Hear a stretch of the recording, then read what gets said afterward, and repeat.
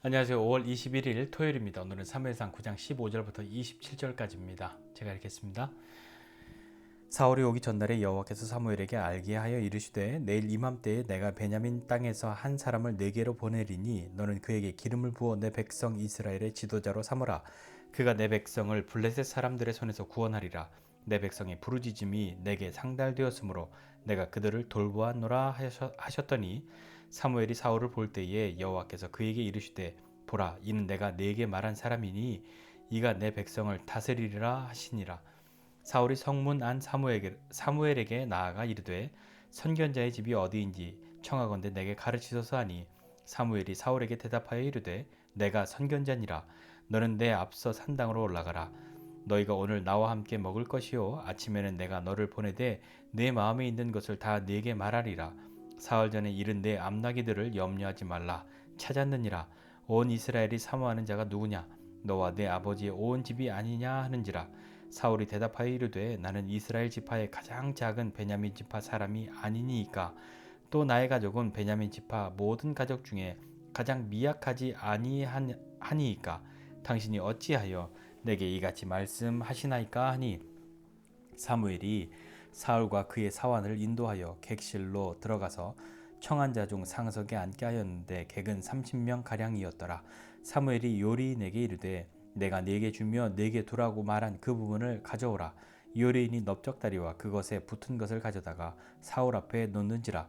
사무엘이 이르되 보라 이는 두었던 것이니 내 앞에 놓고 먹으라. 내가 백성을 청할 때부터 너를 위하여 이것을 두고 이때를 기다리게 하였느니라. 그날에 사울이 사무엘과 함께 먹으니라.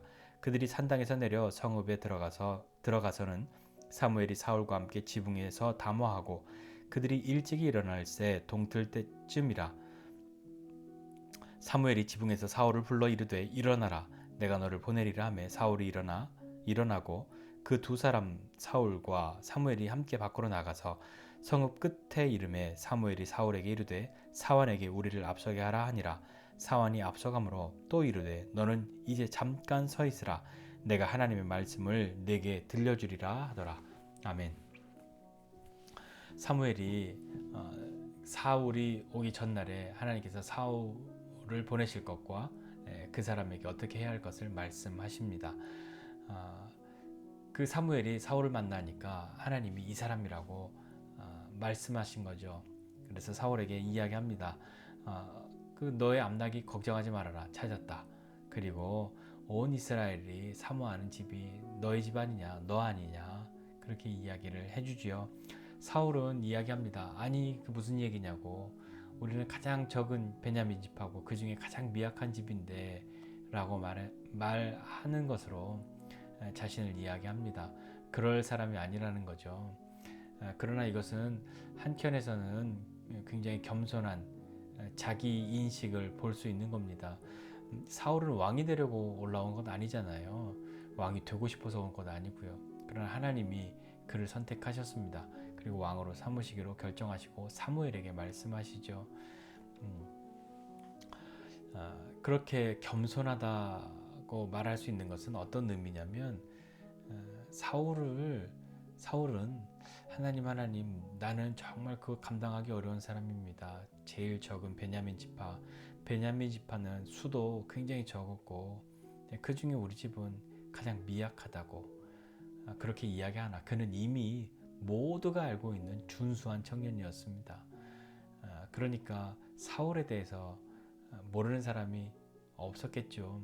그 모든 사람보다 키도 그렇게 컸고 유력한 집안의 그런 아들이었으니까요. 그러나 그는 우리 가장 적다고 이야기합니다. 가장 작다고 이야기하는 거죠. 그 말은 곧 나는 하나님이 필요합니다 라는 것으로 연결되지 않겠습니까? 하나님 맡겨만 주시면 내가 다 해결하겠습니다. 나 뭐든지 할 수 있습니다 하는 건 아니라 하나님 나는 정말 부족합니다. 감당할 수 없습니다 라고 말하는 사람이 그 일을 감당하려고 할 때에 선택할 수 있는 것이 무엇이겠습니까? 하나님의 도우심 아니겠습니까? 사무엘이 그런 사울을 부르고 산당에 가 있으라고 이야기합니다. 그리고 함께 가서 먹자고 초대를 하죠. 갔을 때 상석에 앉게 합니다. 가장 높은 상석 사무엘의 자리여야 할 것인데 사무엘은 하나님의 뜻을 알죠. 이 사람을, 이 사울을 왕으로 하나님이 선택하셨다는 것을 알고 상석으로 그렇게 앉히고 준비해 둔 것을 따로 이렇게 준비해 놓은 것을 주고 그것을 먹게 합니다. 그리고 난 다음에 내려와서 지붕에서, 이스라엘 지붕은 뭐 우리처럼 막 빌딩으로 몇 층 이렇게 된 건 아니라 단층에 그 위에 지붕, 뭐 2층의 지붕, 그런 거죠. 거기도 집을 짓고 더운 곳이니까요. 그렇게 있으면서 이야기를 하는데 그 지붕에서 서로 이야기를 나누고 일찍 일어났는데 동틀 때쯤이다. 한참 이야기하고 잠깐 잠들었다가 일어났겠죠. 그리고 다시 사무엘은 사울을 떠나보냅니다. 집으로 돌려보내죠. 그때 그 마을 끝에 다가가서는 사무엘이 사울에게 이야기하고 사환을 먼저 보내고 좀 앞서가게 하고 너와 나 두 사람이 이야기를 할 것이 있다. 그렇게 이야기합니다. 하나님의 말씀을 너에게 들려주어야 한다라고 말하면서 이제 사무엘이 사울을 향해서 기름을 붓고 왕으로 하나님 부르셨다는 것에 대해서 이야기를 합니다.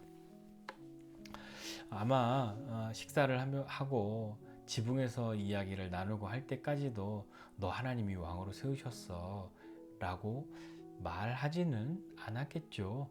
마지막에서야 하나님이 너에게 그렇게 하나님의 말씀을 너에게 들려주어야 해 라고 했던 그것을 이야기했으니까 아마도 그 전에는 사무엘과 사울은 여러 가지 이야기들을 했을 겁니다.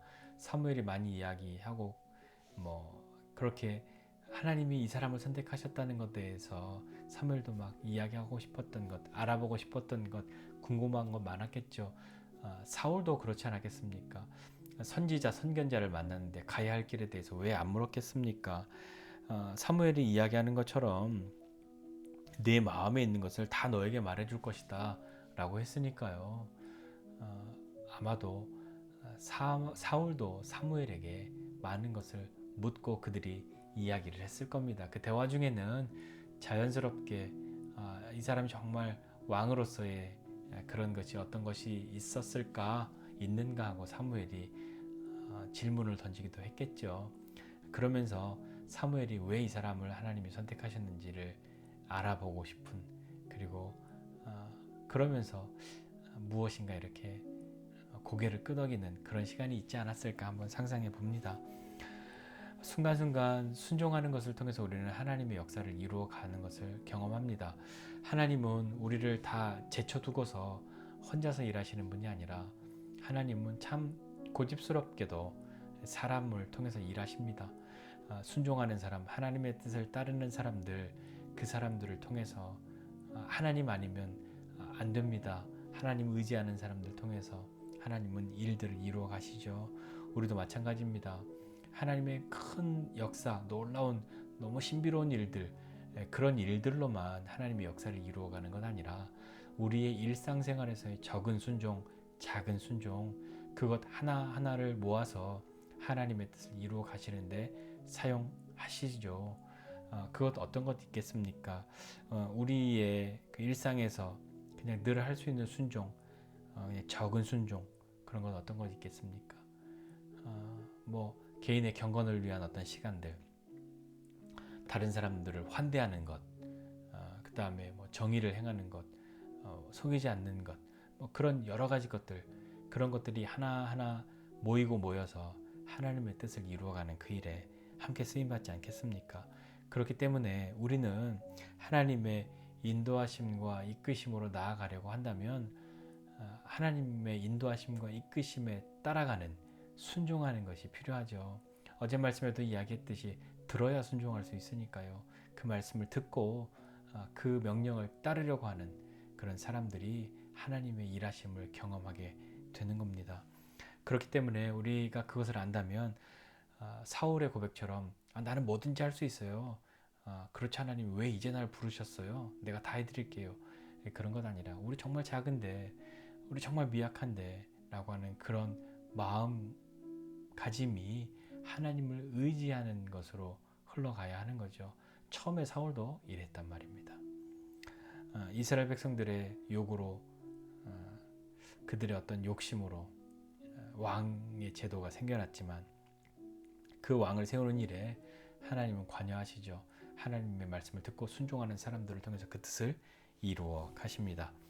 우리도 오늘 이 말씀 보면서 하나님의 뜻을 이루어가는 것은 어떤 큰 결심하고 결단 내려서 하는 위대한 역사를 바꾸는 결정과 선택, 그런 것만 있는 것이 아니라 우리의 일상에서 하나님이 말씀하시는 것을 듣고 행할 때, 하나님께서 사무엘을 찾아가서 전날에 이렇게 이야기하실 때 그런 것은 늘상 그가 하나님과 교제하면서 일어났었던 일들 아니었을까요? 그런 것들처럼 우리도 하나님과의 일상의 교제, 그리고 일상의 하나님의 뜻을 따라가는 그 순종의 시간들, 그 듣는 시간들을 통해서 하나님의 일하심을 경험하게 되는 우리가 되었으면 좋겠습니다. 그리고 사울처럼 정말 우리가 적은 사람, 작은 사람이라는 것을 고백한다면 그것은 하나님은 크신 분이고 하나님은 능하신 분이니 불가능이 없으신 분이니 그분을 의지하고 그분이 우리 가운데 일하신다면 가능하다는 것, 이루어질 수 있겠다는 믿음의 고백으로 우리의 적음을, 우리의 자금을 드려야 하지 않겠습니까? 나는 아무것도 아니라고 하는 그 고백이 진실해질 때 우리는 하나님을 듣고 하나님의 명령을 따라갈 수 있는 것 아닐까요? 그렇게 하나님을 듣고 따라가는, 하나님 없이 나는 아무것도 아니라는 것이 진실한 고백이 되는 저와 여러분 모두가 되시기를 주님의 이름으로 축복합니다. 기도하겠습니다. 하나님 아버지, 은혜와 사랑을 감사드립니다. 하나님, 우리 한 사람 한 사람에게 행하시는 주님의 일들을 경험하게 하여 주시옵소서. 주님의 크고 놀라운 역사들을 경험하기 원하는데 그것이 세상을 바꾸는 정말 깜짝 놀랄 만한 큰 일들 뿐만 아니라 우리의 매일매일의 일상에서 하나님께 드릴 수 있는, 나아갈 수 있는 작은 순종들이 모여서 하나님의 역사를 경험하게 되는 그런 믿음의 사람들이 될 수 있도록 은혜 베풀어 주십시오. 하나님, 우리는 정말 하나님 없이 아무것도 아니라는, 나는 하나님 아니시면 나는 아무것도 아닙니다. 내게 주어진 모든 것들 하나님 없이 그것 아무 의미 없습니다 라는 것이 진실한 고백되는 믿음의 사람 되도록 주님 은혜를 베풀어 주십시오. 오늘도 우리와 함께하여 주심을 믿고 감사드리면서 예수님의 이름으로 기도드립니다. 아멘.